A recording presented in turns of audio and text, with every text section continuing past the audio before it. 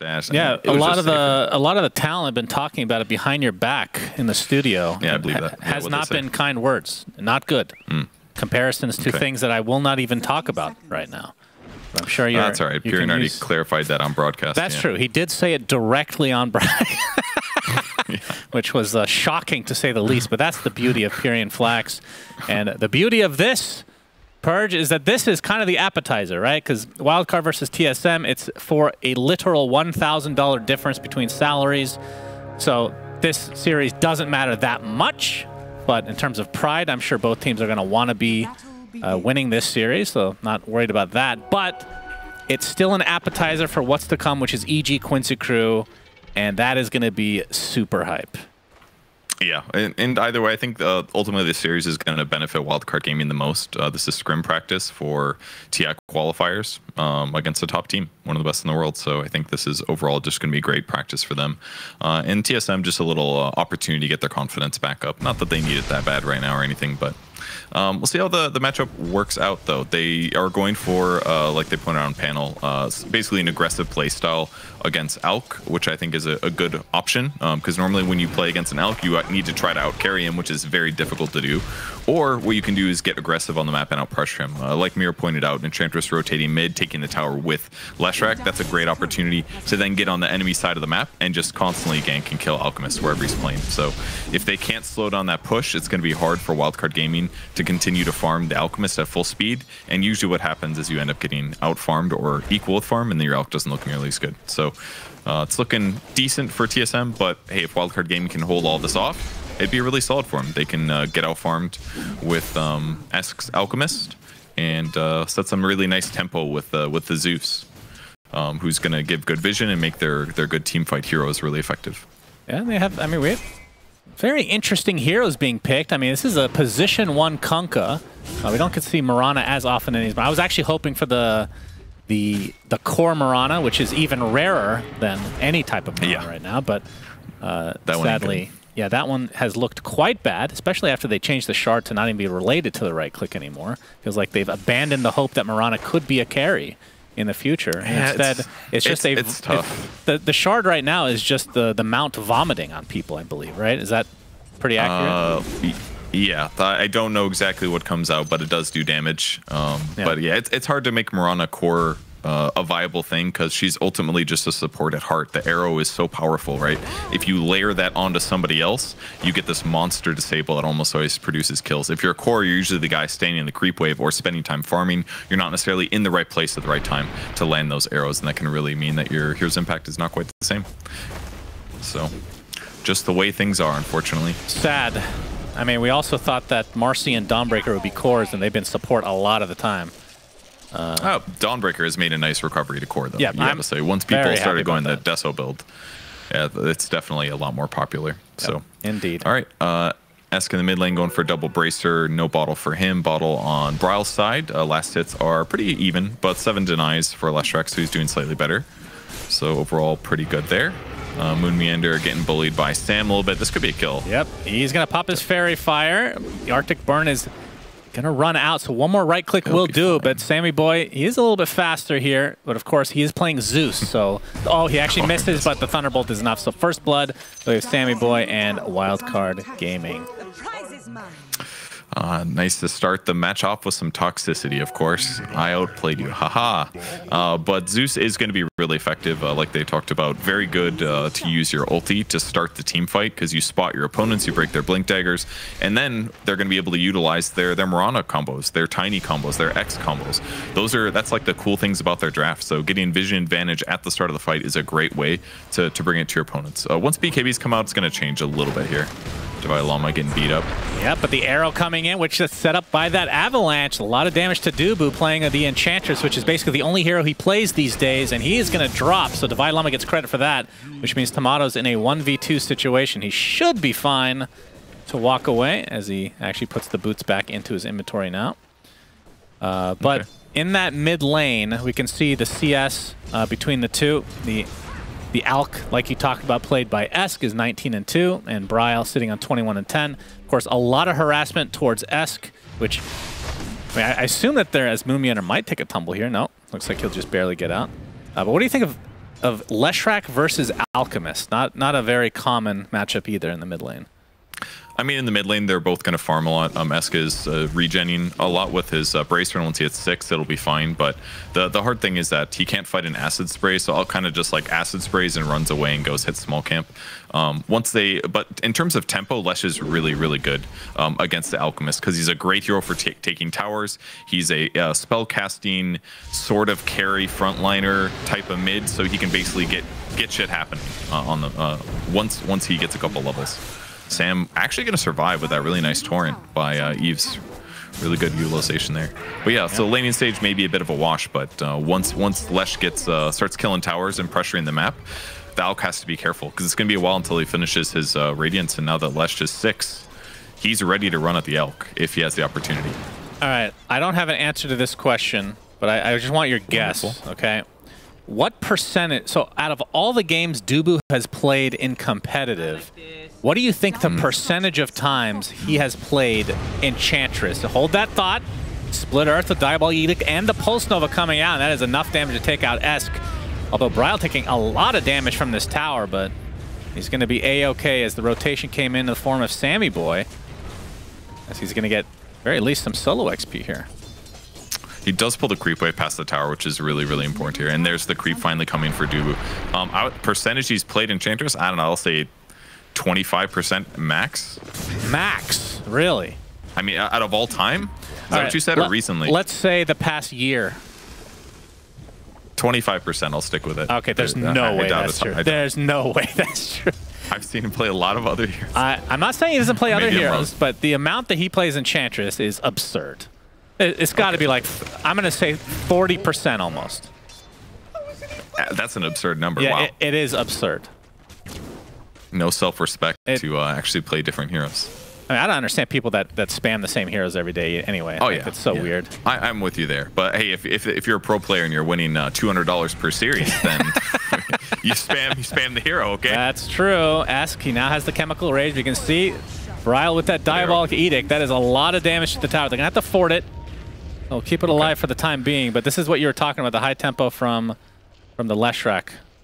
Being able to do this on low cooldown. He got 6, and he ran down and killed the Alchemist, which is great. And then they pressured the tower. They got it down to, what, 30-40% from the catapult push. And now a second round and one more. They will die for sure. Bryle's just going to push the creep wave. He'll Diabolic Edict and stand in the trees, and this tower is dead. And that means that it's going to be a lot easier for them to invade and look for the Alchemist wherever he is hitting creeps. So this is definitely the tough part of the match for him. In fact, they did a little bit of a move here. They left Dubu to take the mid tower actually, and Bryle looked for a little support kill. He did not get it though. But good luck farming efficiently now, Esk, as his places that are safe on the map are not very plentiful.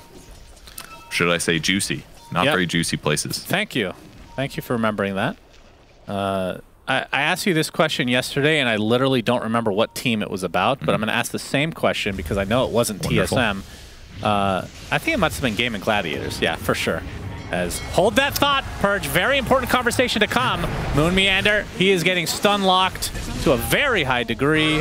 Sammy Boy's getting up, netting himself that kill. But the roar comes out from Saberlight. You can see the Pulse Nova from Bryle on the sideline. Gets out the Lightning Storm as well. They're going to find a kill, but it's going to cost them Bryle in the end. So a 2-for-1 to start this out. As Saberlight, very little mana. Looks like he's going to get chased down as well. So a 1-for-3 wildcard coming out on top despite losing their position 1 Kunkka. Yeah, great rotation there by Divine Llama coming in with a nice TP. They had a little low mana on Saberlight. That's why that kill was a little bit hard. They didn't get Wild Axe's follow-up. There are no summons. He doesn't have Helm of the Dominator yet. So it was a little bit of a stretch, but they got it. Ultimately, the boat rum was really what made it harder. But pretty good for Sam. He picks up a lot of levels. He's getting close to 6, which is really fast for a 5-position hero. He's 2-0-2, which is excellent. If you're playing Zeus as a 5, you're not getting as much levels or items. But with all these early kills and good performance, it's definitely going to help make his hero feel a lot more like a normal support Zeus. So this is a pretty good start for Wildcard Gaming. They've got boat up in 12 seconds. They kill the Hawk here. So if they can get to the tower, they can definitely defend this. Yep. Eve has made it back to the bottom lane, and he is working on an armlet. And you can see some rotation coming in from TSM, who obviously want to take this tower with the help of Dubu to tank the tower overall with those creeps. And Esk actually has Concoction being procced. Not going to find anybody outright, though, as Braille maneuvers to the other side of the river. But now he's going to be spotted. Divide Llama coming to play as well. Braille keeping his distance, but Sammy Boy is smoked in the trees, and they're going to get off the Avalanche to start into the Lightning Bolt. But no toss. Doesn't look like Divide could get through the trees at that time. Actually, they kind of... He didn't want to go. Yeah. He knew he had a haste rune, so like if he goes in and commits a toss, he just gets ran down afterwards and probably dies. If he saves toss and he gets ran down, he can throw Braille away from himself to potentially survive. So they were trying to force the haste on. They did it. Yeah, Moon trying to get some D-ward action. I think he got rid of a ward there, but dies shortly after. All right, Purge, I asked you a question about Gaming Gladiators. Do you remember what it was? Why are they underperforming? Wow, you listened to me. Incredible. And you know what? After you asked that, I was like, I could have given a better answer. You know what changed? That Entity owns now. They lost Entity.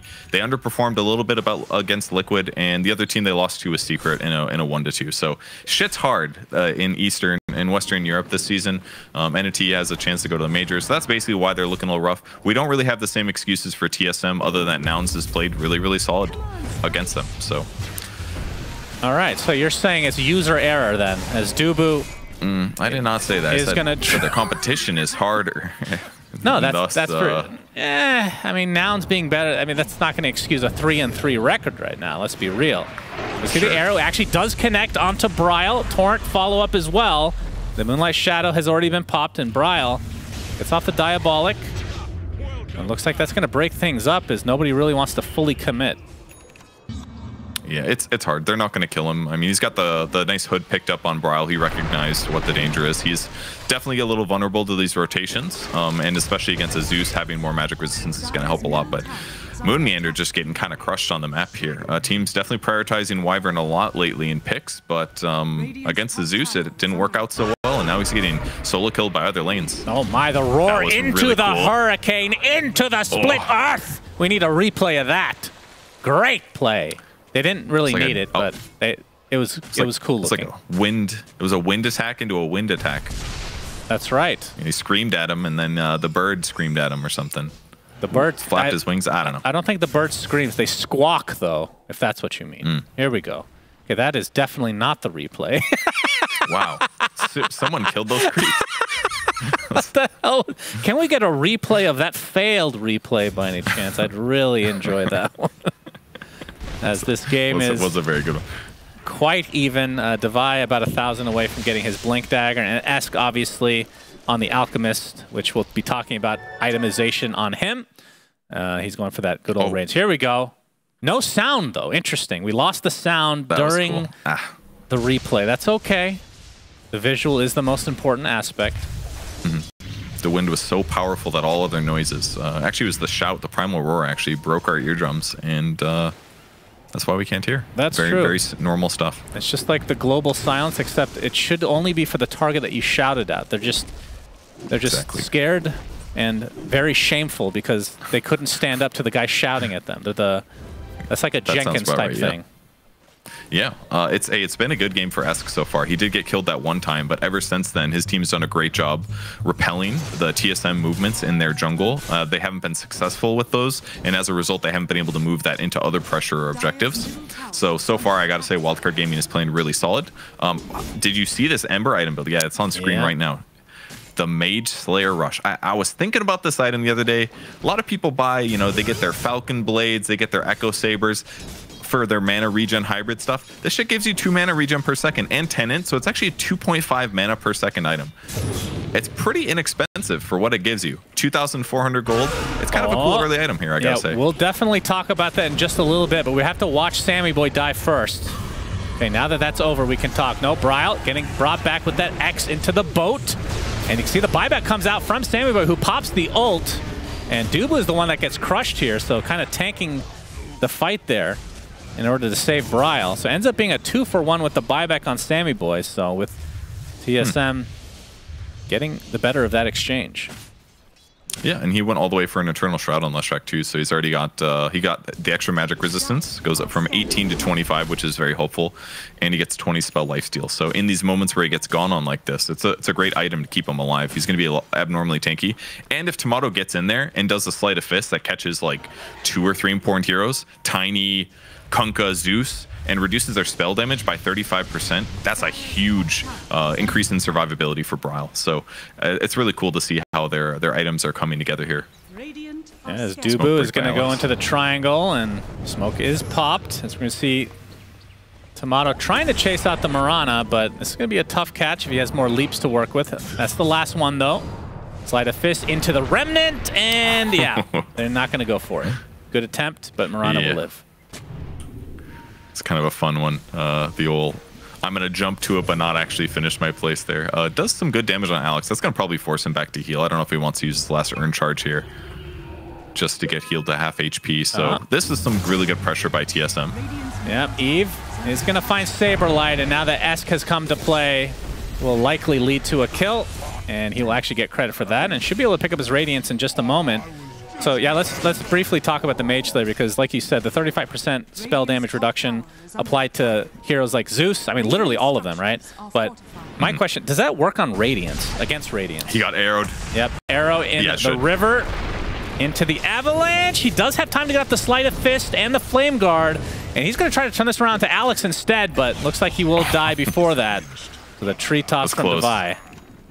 Do you see how much of a difference the Mage Slayer made there, actually? Like, he really should have died, but he's got 14, 15 HP. It's 20% magic resistance on the Mage Slayer, plus the 250 health. It's a weird build, but I think it's really cool here, for sure. But yeah, the damage reduction against Zeus is excellent.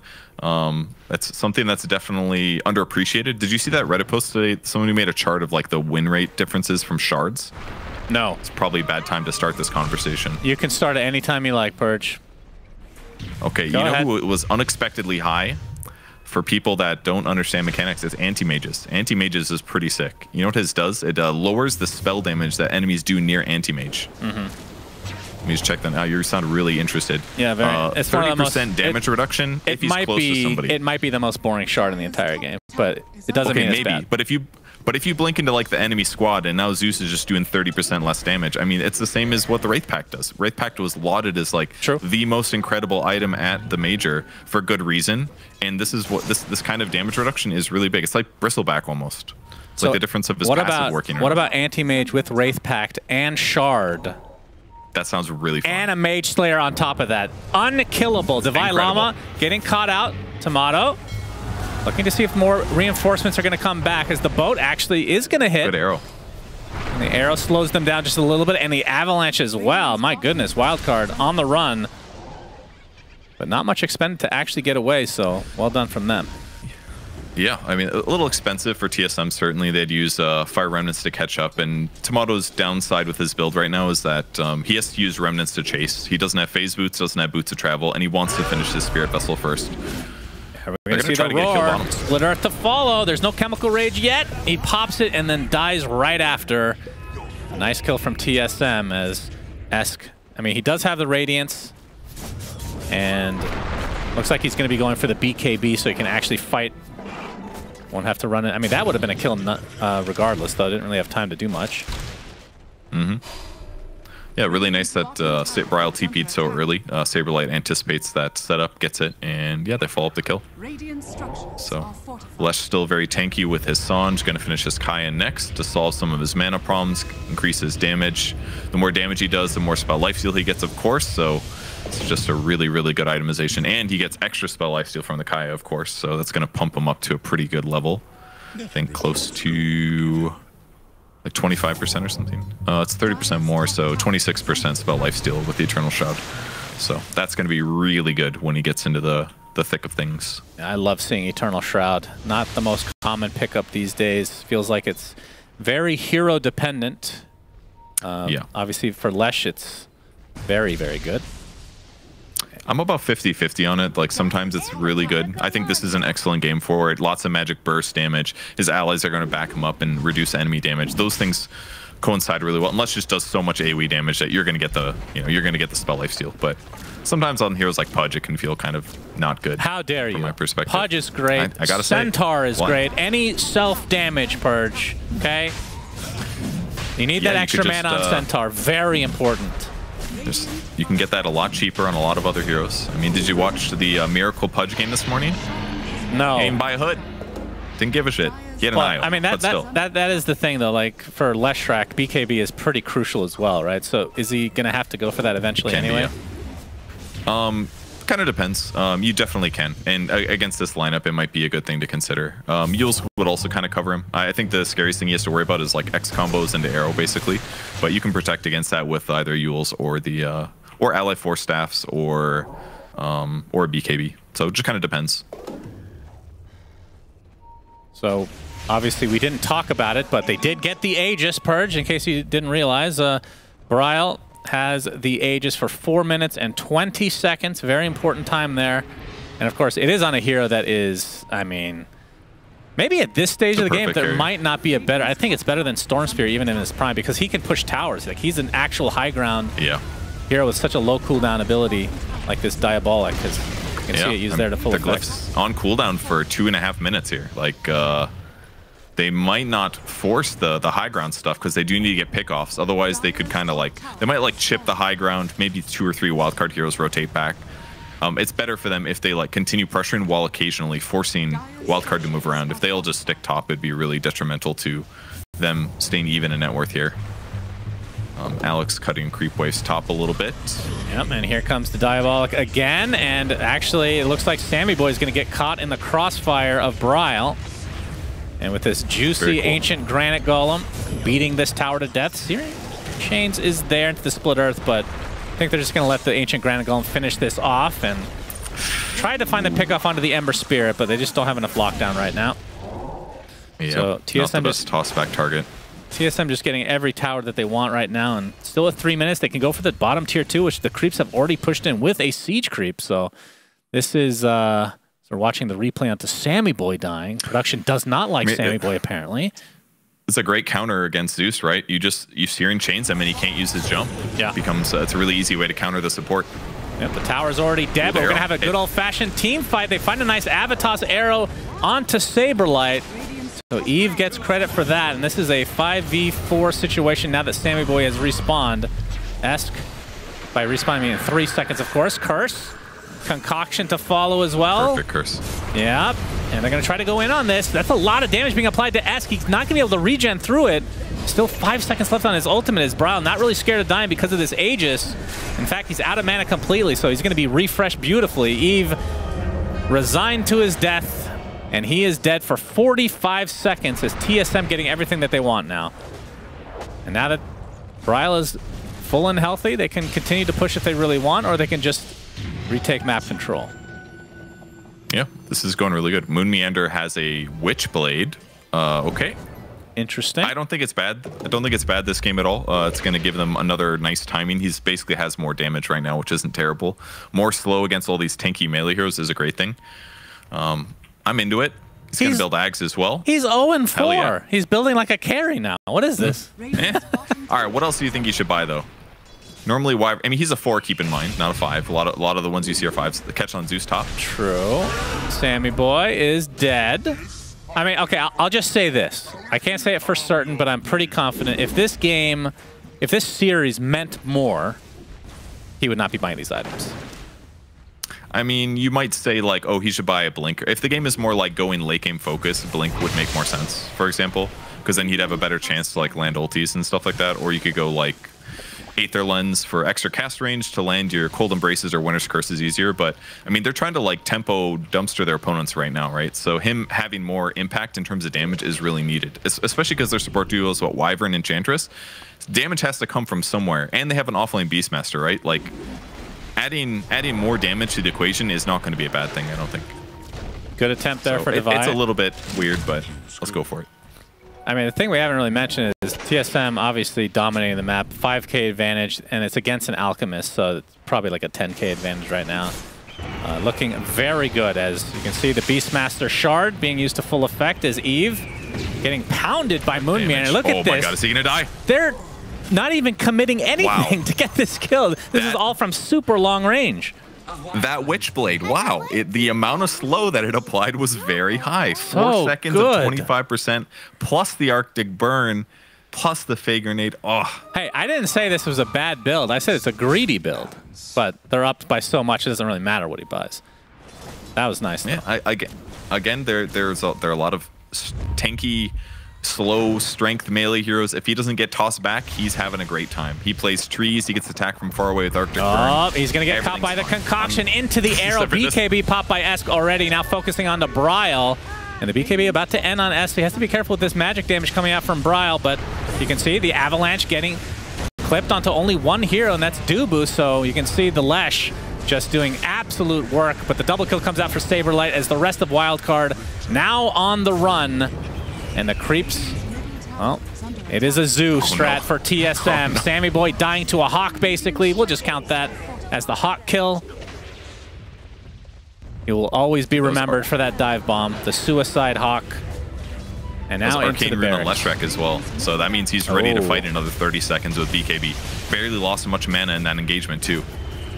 Yep. Great situation for TSM here. And they broke their opponents. It started with TSM getting initiated on, but they were able to turn and fight through their opponents just because their timing is a lot stronger here. Yeah, you can see Bryle does get arrowed, but there's not going to be any follow-up whatsoever as the bottom racks is now taking some pressure, but TSM, they're going to respect Wildcard and reset a bit. See if it ends up being a fake back or if they actually want to just fully exit this situation. They'll do the same thing. They're just going to hang out here, basically, kind of constrict the map. If they play the middle like this, it forces Wildcard to have to run to either side of the map to get any farm. And then after they do that, they need to like TP home because it'll be easy for TSM to rotate to this. Yeah, they have some vision here, so Dubu getting off the D ward though. We'll take a torrent for his trouble.